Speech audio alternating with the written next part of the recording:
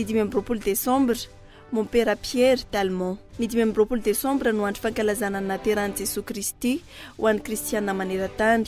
Olo malaza amin'ny finoana katolika iray no ampatsiahivina androany, tsy izy izany fa i mon père Pierre d'Allemand, izay isan'ireo misionera nitondra ny finoana katolika teto Madagasikara. Teraka tany Albi faritra atsimon'ny Frantsa tokony tamin'ny taona 1900 i mon père Pierre d'Allemand nianatra tany Fage ary niditra tao amin'ny Grand Séminaire de Montpellier no hamasina ho pretra ny taona 1490 ny fikambanana Congrégation de Saint-Pierre no nisy azy.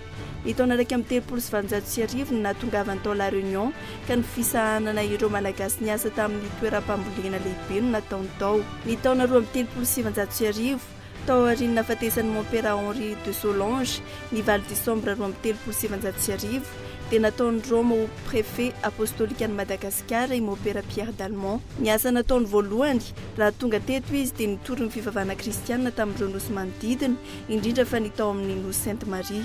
Niantso ihany koa ireo misionera efa tonga teto mba hanampy azy. Isan'ireo nanohina ny antso ireo spiritain, ny jésuite ary ireo maseran'ny Saint Joseph de Cluny. Nanorina foibe toerana fanofanan'ireo tanora sy ankizy malagasy tatsy La Réunion zareo ka nataony hoe La Ressource no anarany. Isan'ireo nivoaka tao amin'izany ny foibe fampiofanana izany ny pretra Basilide Rahidy izay pretra malagasy voalohany.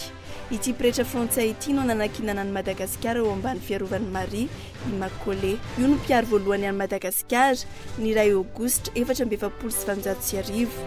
Mahato ny volana septambra 1770 i mon père Pierre d'Allemand. 18 Desambra 1770 nametrahany Général Galeny ny indigena sy ny asan-terivozina ho amin'ny malagasy.